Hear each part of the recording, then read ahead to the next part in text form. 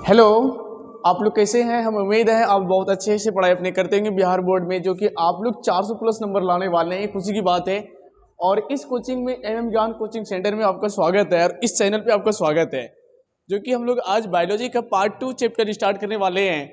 पहला हो चुका है, जो नहीं देखें उसको देख लेंगे, और फिर हम आज से दूसरा पार्ट शुरू करने वाले हैं, जो कि आपके बिहार बोर्ड में क्वेश्चन ये पूछा गया है, प्रीवियस ईयर क्वेश्चन है, जो कि देखें बढ़िया से और सुने, और रोज एक वीडियो डालते हैं, इसको जरूर देखना ना भूलें और देखें जरूर, और अपने साथियों को भाइयों को भी देखने के लिए शेयर करें और बोलें। ऐसे ऐसे क्वेश्चन आपके एग्जाम में आने की प्रबल संभावना है।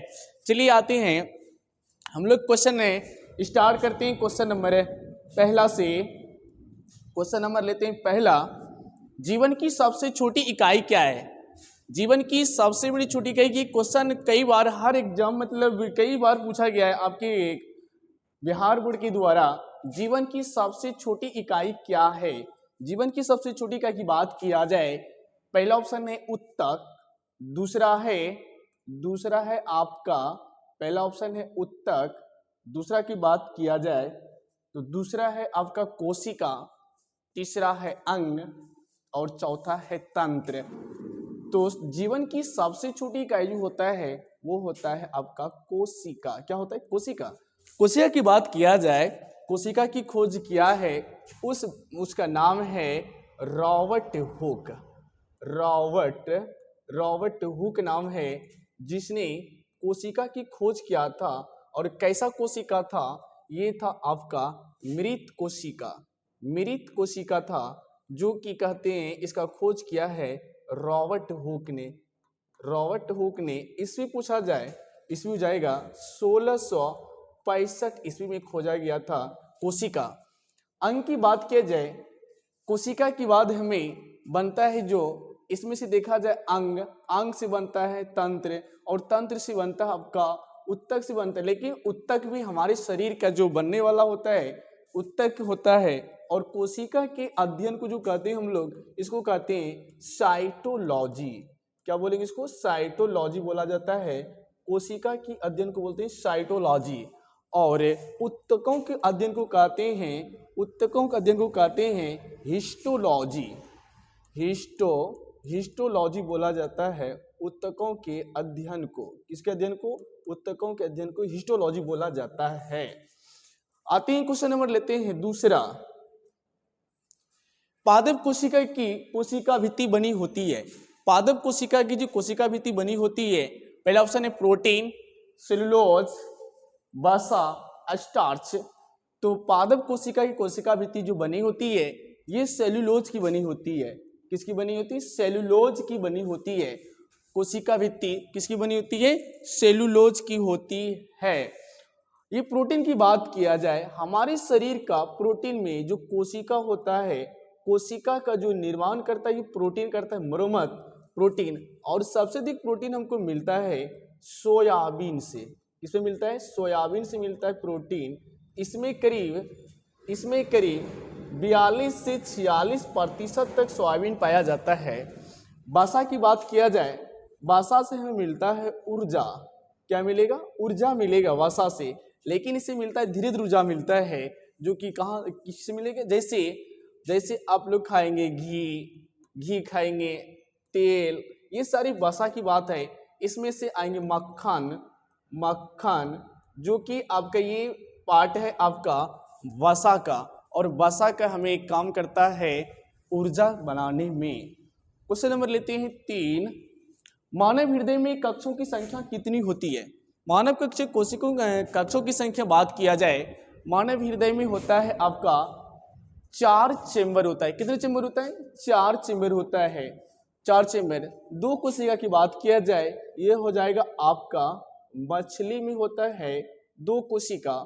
तीसरा की बात किया जाए, ये होता है आपका मेढक में होता है आपका 3 कोशिका। यानी कोशिका नहीं, इसमें होता है कक्षाओं की संख्या हृदय में। अगला है आपका प्रकाश संश्लेषण की प्रक्रिया होती है। प्रकाश संश्लेषण की प्रक्रिया की बात किया जाए, माइटोकॉन्ड्रिया में, नाभिक में, क्लोरोप्लास्ट में, एक होता है राइबोसोम में। प्रकाश संश्लेषण प्रक्रिया होता है आपका क्लोरोप्लास्ट में, किसमें होगा? क्लोरोप्लास्ट में।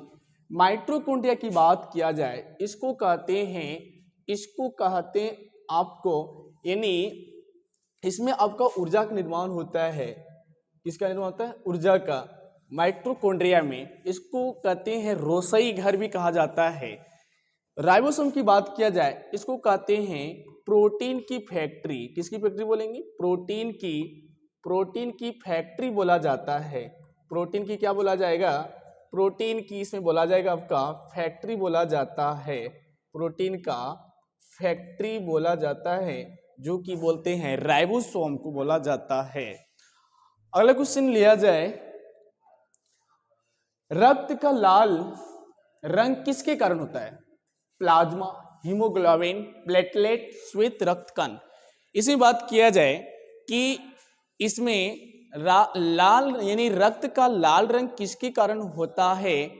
Plasma, haemoglobin, platelet. आप लोग सभी इसका आंसर देंगे और बताएंगे लाल रंग क्यों होता है। इसका आंसर हो जाएगा हीमोग्लोबिन के कारण। किसके कारण?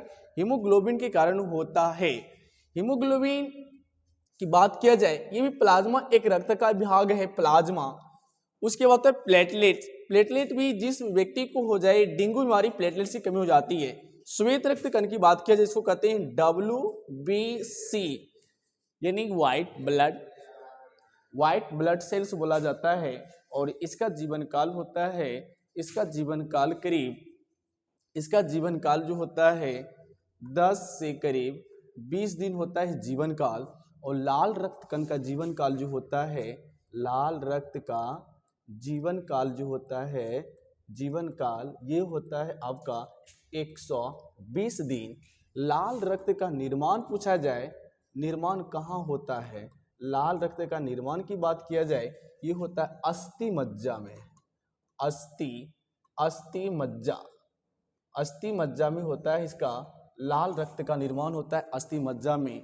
श्वेत रक्त कण का भी निर्माण होता है अस्थि मज्जा में। अस्थि मज्जा में होता है, जो कि हमारे हड्डियों के अंदर होता है अस्थि मज्जा, वहीं पर निर्माण होता है श्वेत रक्त कण। और श्वेत रक्त कण जो होता है मनुष्य की रोग प्रतिरोधक क्षमता है। रोग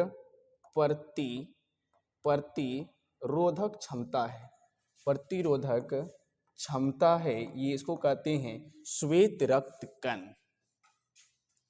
क्वेश्चन नंबर लिया जाए अगला 6, श्वसन गैसों का आदान प्रदान होता है। हमारे फेफड़े में एक होता है एल्वियोली, जिससे कि हमारे अंदर श्वसन लेने में आदान प्रदान किया जाता है, इसको कहते हैं एल्वियोली होता है। ट्रेकिया की बात किया जाए, ये होता है आपका कीट पतंग में होता है आपका क्या? ट्रेकिया। नासिका हमारे नाक में होता है। अगला क्वेश्चन है नंबर 7, डीएनए की संरचना की खोज किसने किया? डीएनए जिसको कहते हैं डीऑक्सीराइबोन्यूक्लिक एसिड। डीएनए यानी डीऑक्सी न्यूक्लिक एसिड होता है, सॉरी मैं आरएनए का बोलते हैं। डीएनए को होता है डीऑक्सी न्यूक्लिक एसिड, जिसका खोज किया था वाटसन एवं क्रिक ने। डार्विन की बात किया जाए, डार्विन दिया है विकासवाद का सिद्धांत। किसका सिद्धांत दिया है? विकासवाद का सिद्धांत दिया है। विकासवाद का सिद्धांत दिया है किसने? डार्विन ने दिया है। सिद्धांत दिया है विकासवाद का सिद्धांत। मेंडल की बात किया जाए, आनुवांशिक का जनक बोला जाता है। आनुवांशिक का जनक बोला जाता है ग्रेगरी जॉन मेंडल ने, जो कि पौधा लिया था मटर के पौधे से लिए थे। मेंडल को कहते हैं आनुवांशिक का जनक। क्वेश्चन नंबर लेते हैं 8, ऑक्सिन हार्मोन का मुख्य कार्य क्या है? ऑक्सिन हार्मोन एक होता है पेड़ में, जो इसका कार्य क्या होता है? फल पकाना, वृद्धि करना, पुष्पन, पत्ती झाड़ना। ऑक्सिन का जो काम होता है पेड़ को करते हैं वृद्धि करने में, क्या करने, वृद्धि करने में। और फल पकाने की बात किया जाए, एक ये होता है प्राकृतिक के माध्यम से, प्राकृतिक के माध्यम से, जिसका नाम है एथिलीन। एथिलीन के माध्यम से हम लोग पकाते हैं, कृत्रिम माध्यम से, ये प्राकृतिक माध्यम से। लेकिन कृत्रिम की बात किया जाए, फल कैसे पकाएंगे, कृत्रिम के माध्यम से, उस गैस का नाम है एसीटिलीन। एसीटिलीन है जो कि फल पकाने में काम किया जाता है। क्वेश्चन नंबर लेते हैं 9। मानव आंख में बनने वाला प्रतिबिंब कैसा होता है। मानव आंख में बनने वाला प्रतिबिंब कैसा होता है, इसका बात किया जाए, ऑप्शन नंबर ए होता है सीधा, उल्टा, आभासी, काल्पनिक। इसका सही आंसर हो जाएगा मानव नेत्र बनने वाला जो होता है उल्टा। कैसा होता है, उल्टा, काल्पनिक होता है। लेकिन इसमें जो बनने वाला होता है कैसा होता है, मानव आंख में बनने वाला प्रतिबिंब होता है कैसा, उल्टा होता है। कैसा होता है, उल्टा। लेकिन पूछेगा बनता है कैसा, वास्तविक, वास्तविक, वास्तविक, वास्तविक एवं उल्टा होता है, वास्तविक एवं उल्टा। लेकिन बोलेंगे प्रतिबिंब आंख के किस भाग पर बनता है, उसका नाम है रेटिना। रेटिना पर प्रतिबिंब बनता है। हमारे आंख की बात किया जाए, पूछेंगे आंख में लेंस कौन सा होता है। लेंस का बात किया जाए तो ये लेंस हो जाएगा उत्तल लेंस होता है आंख में। क्वेश्चन अगला लेते हैं, क्वेश्चन मेरे 9 हो गया। अगला लेते हैं 10। वंशागति के नियम किसने दिए। वंशागति नियम की बात किया जाए, इसके पहले क्वेश्चन पहले बता दिए हैं, लेमार्क, डार्विन, मेंडल, हैक्सले। इसका आंसर हो जाएगा मेंडल। क्या हो जाएगा, मेंडल। इसी मेंडल साहब ने लिए थे मटर के पौधे, और इसी से इसने किए थे कौन बौना पौधा होगा और कौन लंबा पौधा होगा, जो कि मेंडल के माध्यम से मटर का पौधा लिए थे। डार्विन ने सिद्धांत दिया था विकासवाद का, विकासवाद का सिद्धांत दिया था। इसका सिद्धांत दिया था, विकासवाद का सिद्धांत दिया था। अगला क्वेश्चन है क्वेश्चन नंबर 11। माइटोकॉन्ड्रिया को क्या कहा जाता है। माइटोकॉन्ड्रिया को क्या कहा जाता है, कोशिका का मस्तिष्क, कोशिका का भंडार, कोशिका का शक्ति गृह, कोशिका की दीवार। माइटोकॉन्ड्रिया की बात किया जाए, इसको कहते हैं कोशिका की शक्ति, कहते हैं माइटोकॉन्ड्रिया को। माइटोकॉन्ड्रिया क्या कहेंगे, कोशिका का शक्ति गृह कहा जाता है, माइटोकॉन्ड्रिया को कहा जाता है। एक होता है लाइसोसोम, लाइसोसोम, लाइसोसोम की बात किया जाए, इसको कहते हैं आत्महत्या की थैली, आत्महत्या, आत्महत्या की थैली, आत्महत्या की क्या बोलेंगे, थैली बोलते हैं किसको, लाइसोसोम को बोला जाता है। अगला क्वेश्चन लेते हैं, क्वेश्चन नंबर 12। पौधों में भोजन का परिवहन होता है जाइलम द्वारा, फ्लोएम द्वारा, रक्त द्वारा, कोशिका भित्ति द्वारा। इसकी बात किया जाए, हमारे पौधों में जो भोजन का परिवहन होता है, भोजन की बात किया जाए तो भोजन का हो जाएगा फ्लोएम, फ्लोएम के द्वारा होता है भोजन का परिवहन। और जाइलम से होता है जल का परिवहन। किसका होगा, जल का परिवहन होता है, जल के माध्यम से परिवहन होता है, किसके माध्यम से, जाइलम के माध्यम से जल का परिवहन होता है, परिवहन। फ्लोएम से होता है पौधों में भोजन का परिवहन, और ये जड़ के माध्यम से और तना के माध्यम से पत्ते में हर जगह पहुंचते हैं। इसको बहुविधि द्वारा, यानी बहुखंडन नहीं, इसको कहते हैं, जो कि जाइलम से होता है एकल द्वारा, इसको कहते हैं बहुत द्वारा। लेकिन रक्त द्वारा हमने कोशिका भित्ति जो होता है, यानी पौधे का जो, यानी पेड़ का जो होता है, आपको देखेंगे जो कोशिका बना होता है वो कोशिका भित्ति का बना होता है, कोशिका भित्ति का बना होता है। क्वेश्चन नंबर लेते हैं 13। मानव में सामान्य रक्तचाप होता है। रक्तचाप की बात किया जाए कितना होता है 100 बटे यानी 100/60, 110/70, 120/80, 140/90। इसका सेंसर हो जाएगा 120/80। रक्तचाप मापने का यंत्र होता है एस्फिग्नोमाइनोमीटर, जिसके द्वारा रक्तचाप मापा जाता है। क्वेश्चन नंबर लेते हैं आपका 14। पाचन की क्रियाएं का प्रारंभ होता है। पाचन की प्रक्रियाएं जो प्रारंभ होता है आमाशय में, छोटी आंत में, मुंह में, बड़ी आंत में। इसका जो आप लोग आंसर देंगे और बताएंगे इसका क्या आंसर होगा। पाचन की प्रक्रियाएं कहाँ प्रारंभ हो जाती है? हमें हो जाती है मुख से, यानी मुंह के द्वारा हमें जो भोजन करते हैं पाचन की क्रियाएं स्टार्ट हो जाती है। हमारे आमाशय में भोजन करीब 4 घंटे तक ही रहते हैं स्टोर। इसके बाद चल जाते हैं छोटी आंत में। भोजन का संपूर्ण पाचन होता है, संपूर्ण पाचन होता है छोटी आंत में। छोटी आंत में संपूर्ण पाचन होता है, यानी भोजन का संपूर्ण पाचन होता है छोटी आंत में। बड़ी आंत में होता है भोजन का अवशोषण। भोजन का क्या हो जाएगा? अवशोषण हो जाएगा।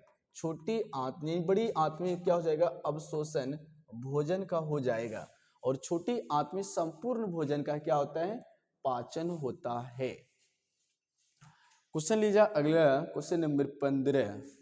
मानव में मूत्र का निर्माण होता है। मानव में मूत्र की बात किया जाए यकृत में, वृक्क में, फेफड़ों में, हृदय में, तो इसका आंसर हो जाएगा वृक्क। वृक्क जिसको बोलते हैं आप लोग किडनी। क्या बोलेंगे? किडनी के नाम से जाना जाता है, जो कि होता है जिसको कहते हैं वृक्क। और वृक्क के द्वारा ब्लड भी छाना जाता है। यकृत की बात किया जाए, ये शरीर की सबसे बड़ी ग्रंथि है, सबसे बड़ी ग्रंथि है, सबसे बड़ी ग्रंथि है आपका लीवर। और इसमें पाया जाता है आपका लीवर में पाया जाता है विटामिन ए पाया जाता है। विटामिन ए की बात किया जाए पाया जाता है आपका लीवर में। और लीवर का जो वजन होता है, लीवर का वजन करीब 1.5 kg होता है। 1.5 kg होता है लीवर का वजन, यानी 1.5 kg होता है लीवर का वजन होता है। और लीवर में कोशिका विभाजन करने की अधिक क्षमता होती है। अगर लीवर को काट भी दिया जाए आधा, तो कोशिका विभाजन इतना तीव्र गति से करती है कि अपने आप फिर से लीवर बन जाती है।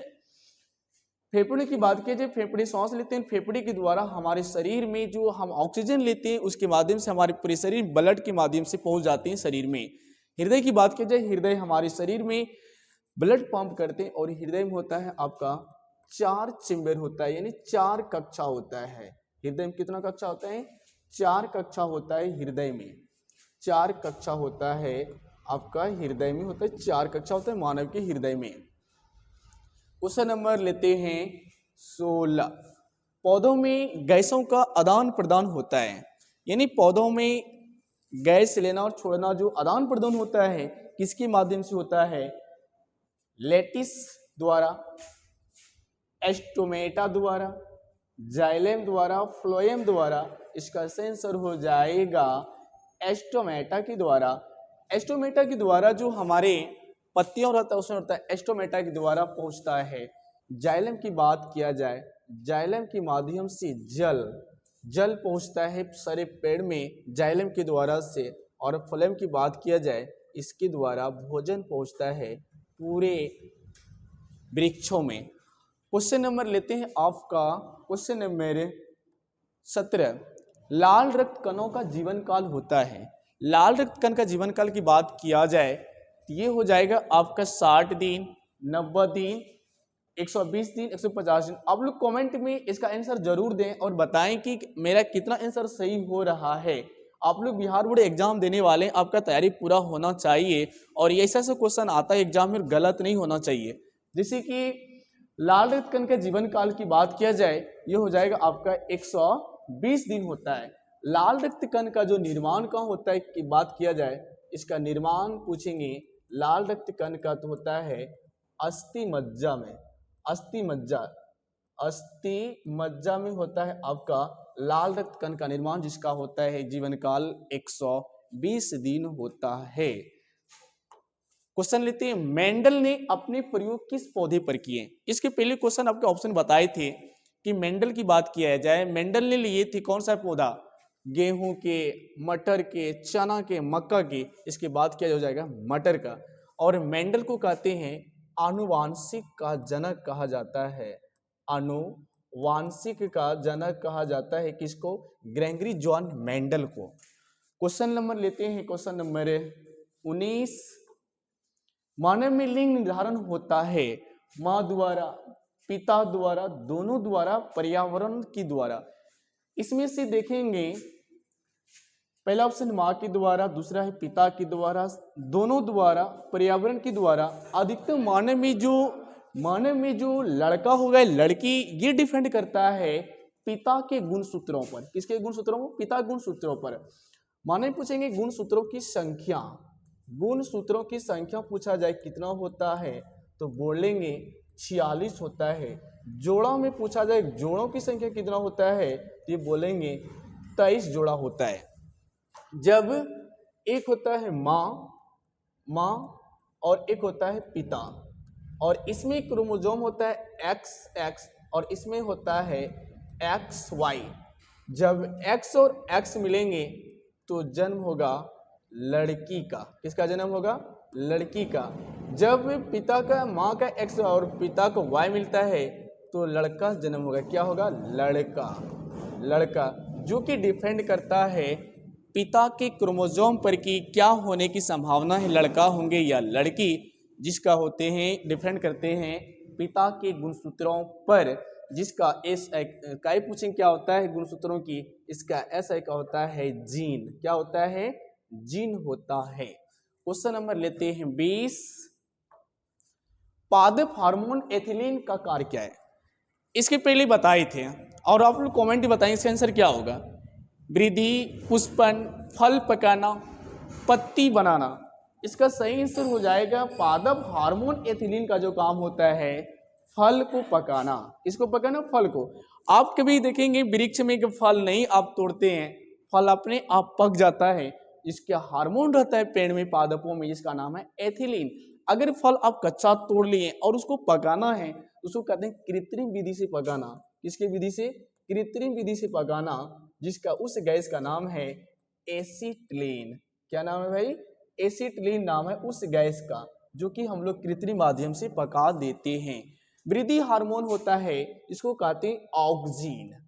ऑक्सीन से होता है वृद्धि हार्मोन कहते हैं, और पत्तियों को, पेड़ पौधे को बढ़ने में काम करता है ऑक्सीन हार्मोन।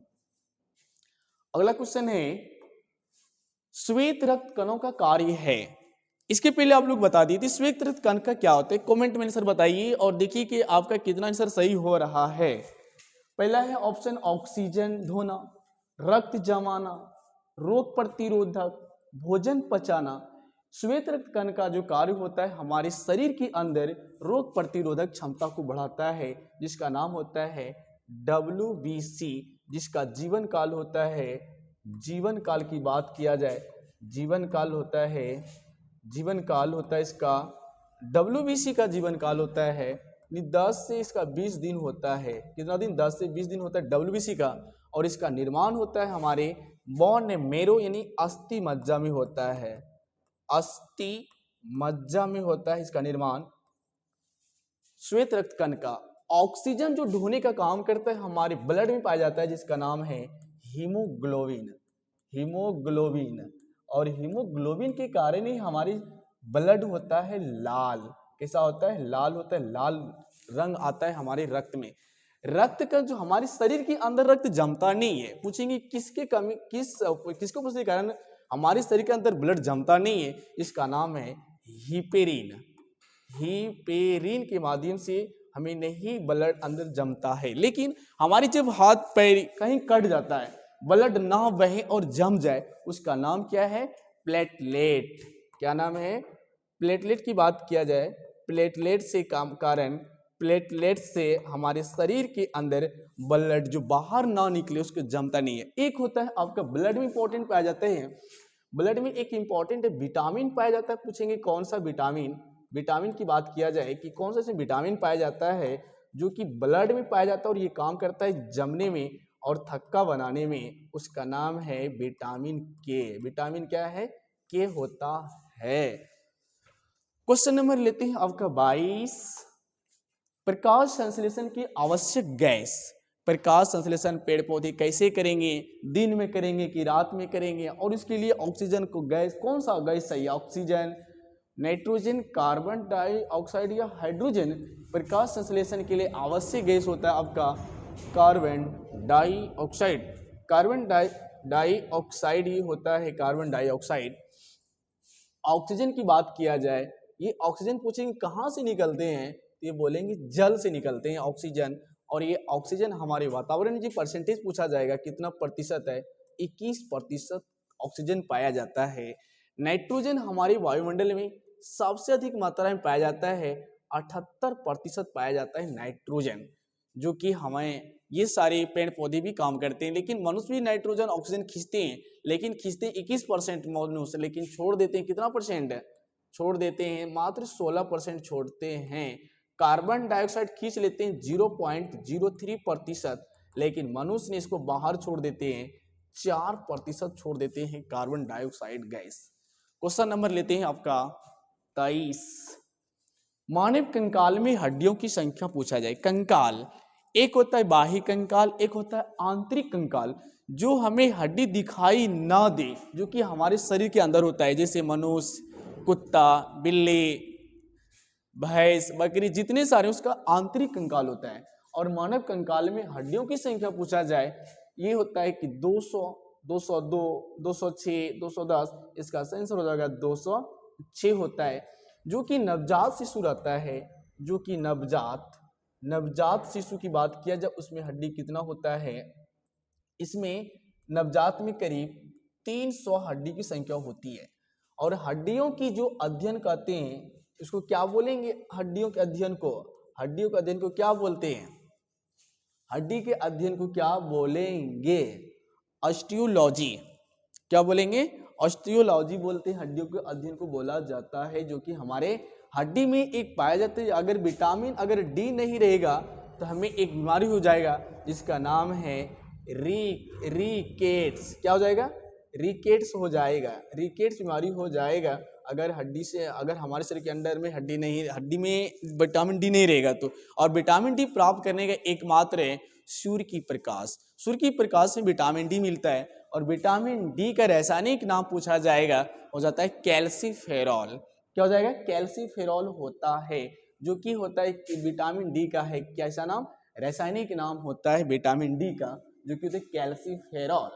और इसमें से हड्डी हमारे शरीर 206 होता है। सबसे छोटा हड्डी पूछने का रहता है तो कान में रहता है, इसका नाम है एस्टेफिस। और कान में 3 हड्डी होता है, मेलियस, इनकस, एस्टेफिस होता है, जो कि हमारे शरीर के अंदर यानी हड्डी में पाया जाता है। और मनुष्य में पूरे शरीर में हड्डी संख्या पूछे जाएगा कितना होता है?